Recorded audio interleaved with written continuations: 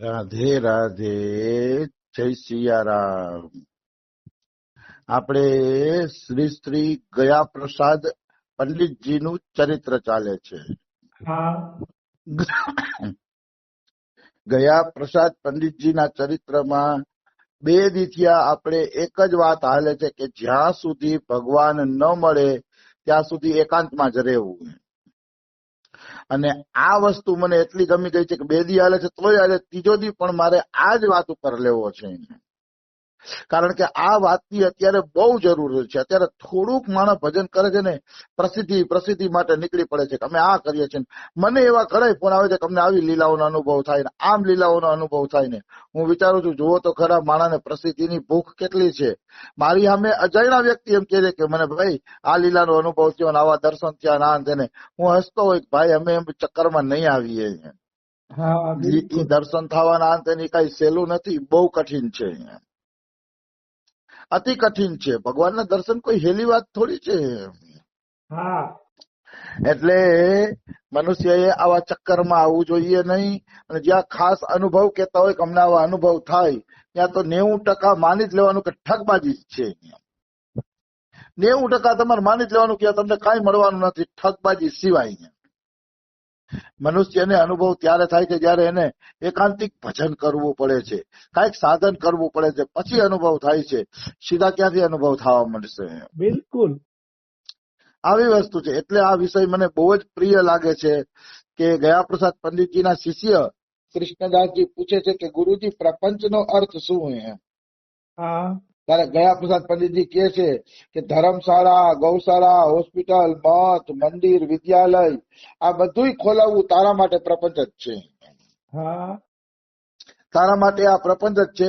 હવે આપણે આગળ વધીએ, હજી આ બાકી જ છે.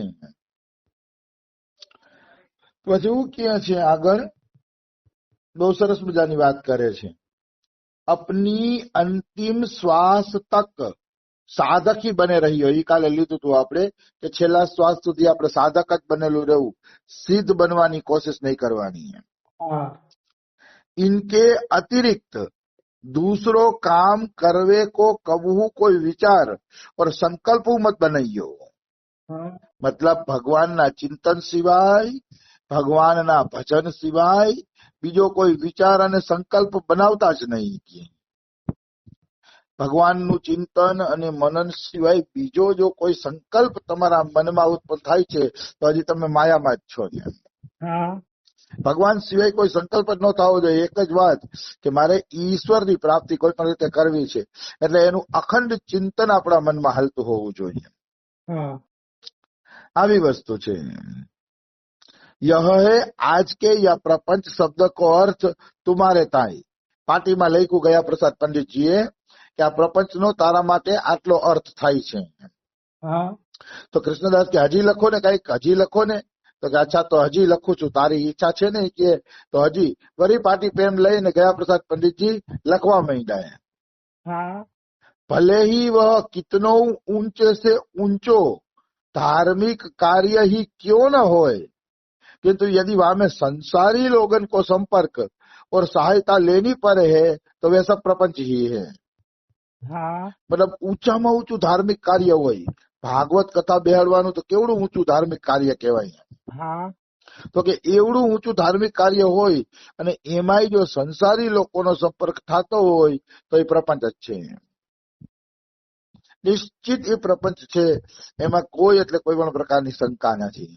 હા એટલે ધાર્મિક કાર્ય ઊંચું હોય કે નીચું હોય એનાથી કાંઈ મતલબ નથી. મતલબ એ છે કે ધાર્મિક કાર્યના બાને લૌકિક લોકોનો સંગ થવો જોઈએ નહીં. હા નકર એ બધું પ્રપંચ છે, એટલે એ દૂર રહેવું જોઈએ. હવે હું તમને એક ઉદાહરણ આપું કે સંગ દોષ કેટલો ખતરનાક છે. આ સંગ દોષ છે ને મનુષ્યને પાડી દે છે. તો પછી જો ખાલી નાનકડો સંગદોષ પાડતો હોય તો મોટા મોટા સંગદોષ કેવી રીતે પતન ન કરાવે. હા હું તમને એનું એક ઉદાહરણ આપું. રામ, સીતા અને લક્ષ્મણ જંગલમાં ગયા.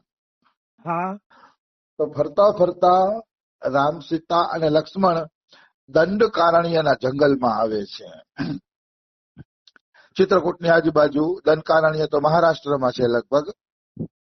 પણ ચિત્રકૂટ દંડકારણ્યની આસપાસ આવ્યા તો યાના ઋષિ મુનિઓએ રામને કીધું કે હે રામ, અહીંયા હેને રાક્ષસો બહુ ત્રાસ આપે છે કે એ અમને છે ને કે ભજન નથી કરવા દેતા, અને ઘણા રાક્ષસોને તો ઘણા સાધુઓને તો આ રાક્ષસો ખાઈ પણ ગયા છે કે હા તો તમે છે ને એ રાક્ષસો ના ત્રાસમાંથી અમને મુક્ત કરો કે.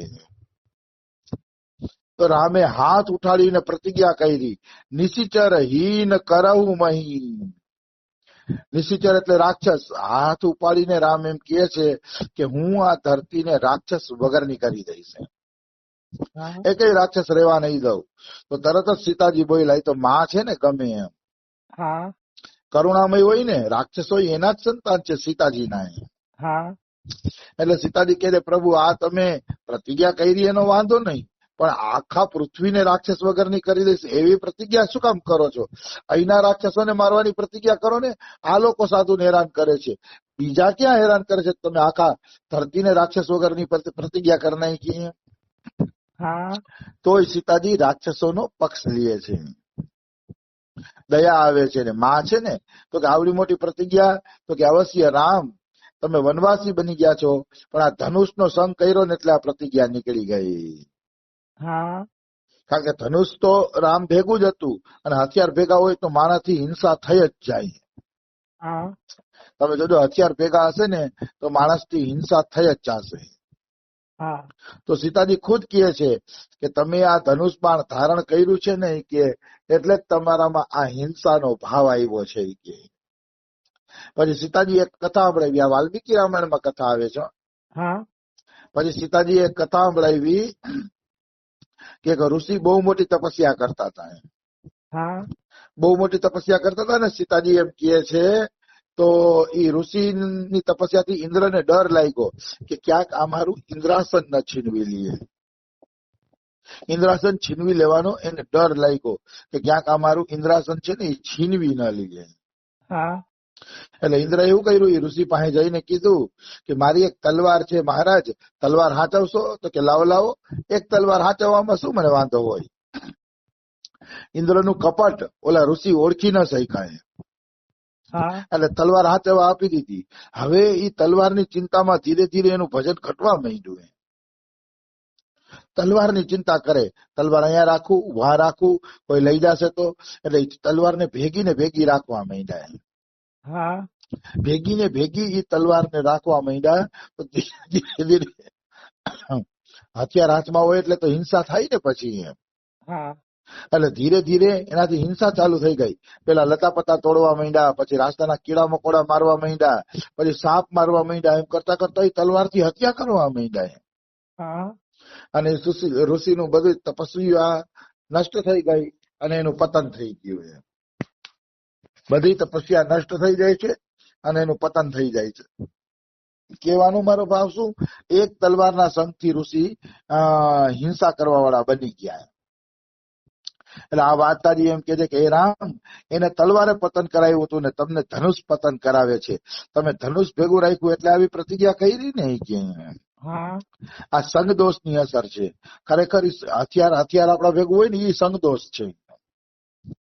હથિયાર હશે ને તો હત્યા થઈ જ જશે, આવી વસ્તુ છે. એટલે મનુષ્યએ હંમેશા સંગ દોષથી બચવું જોઈએ. તો અહીંયા એટલે જ ગયા પ્રસાદજી કહે છે કે ઊંચું ઊંચું ધાર્મિક કાર્ય હોય ને તો એ લૌકિક લોકોનો સંગ હોય ને તો ધાર્મિક કાર્ય કરવું જ નહીં. કારણ કે લૌકિક લોકોના સંગથી છે ને એમાં પછી છે ને ગમે એમ કરીને પતન કરાવી જ દેશે. હા કારણ કે આપણે લૌકિક માઇક વાળાનો સંપર્ક કરવો ને મહેમાન બોલાવ્યા હોય ને જમાડવાનો સંકલ્પ કરવો ને વળી રસોઈયાને ગોતવો ને રસોઈયો વળી રાડી કરે, આ વસ્તુ નથી ને ઓલી વસ્તુ નથી તો એમ એવા પ્રપંચમાં થોડું. એના કરતા બીજા કથા કરતા હોય ને પ્રેમથી સાંભળી લેવાય. હા બીજા કથા બેહાડતા હોય ને એ પ્રેમથી સાંભળી આપણો ફાયદો ઉપાડીને નીકળી જવાય. બાકી આવા કઈ પ્રપંચ કરાય નહીં. હાલાકી અહીંયા કોઈ પ્રશ્ન કરશે કે કોઈ ભાગવત કથા જ ન કરે, બધા કોઈ પ્રપંચ જ ન કરે તો સંસારમાં ભક્તિ કેવી રીતે હાલશે? હા તો કે એનું એક જ સૂત્ર છે, જગતની ચિંતા જગતપતિ ઉપર છોડી દેવાની. આપણે તો એ જોવાનું મને ભગવાન નથી મળ્યા ત્યાં સુધી મારે પ્રપંચ કરવું નથી. હા બાકી જગતની ચિંતા જગતપતિ ઉપર છોડી દેવાય. એ કથા કરવા વાળા અને આ તેને એવા માણસો નીકળી પડશે. જેની જેવી સ્થિતિ હશે ને એ પ્રમાણેથી હાલશે. એટલે આપણે એક હટી જશે ને તો આ સંસાર નહીં હાલે એમ નથી, હાલશે. સંસાર એની રીતે હાઈલે રાખશે. હા આવી વસ્તુ છે, સમજાણું? એટલે જગતની ચિંતા જગતપતિને છોડી દેવાય. આપણે એ કરાય નહીં. એને સંસાર હલવો હશે કપડો કથા કીર્તન કરાવી રાખશે કોઈ કોઈ દ્વારા. આપણે શું લેવા દેવા? આપણે તો એક જીવન ધન સાથે પ્રેમ કરવા સિવાય બીજું કોઈ પ્રપંચ હોવો જ ન જોઈએ. બિલકુલ. આવી વસ્તુ છે. પછી કે જાસો સાધક કો એક દિન અવશ્ય ही પતન હોય ગો. મતલબ લૌકિક સંગ કરશે ને તો એક દિન જરૂર પતન થશે. હા अपनी ओर से ऐसो कोई कार्य आरंभ नहीं करे. તમારી તરફથી એવું કોઈ કાર્ય આરંભ ન કરો, શરૂઆત ન કરો. ગીતાજીમાં ભગવાને કીધું છે સર્વારંભ પરિત્યાગી યો મે સદભક્ત પ્રિય. ગીતાજીમાં કીધું છે સર્વારંભ પરિત્યાગી. નવા કાર્યનો આરંભ નહીં કરવાનો. જૂનું જૂનું હોય બરોબર છે, નવી નવી કામગીરી ન વધારવી. બસ નિરંતર લગે ही रहे अपनी ही धुन में. મતલબ બસ આપણી ધૂનમાં જ લાગેલા રહ્યો. આપણી ધૂનમાં એટલે આપણા ભજનની ધૂનમાં લાગેલા રહ્યો. ભજન જ થાય રાખવું જોઈએ, ભજન જ થાય રાખવું જોઈએ. એ ધૂનની અંદર આપણે લાગેલા રહ્યો.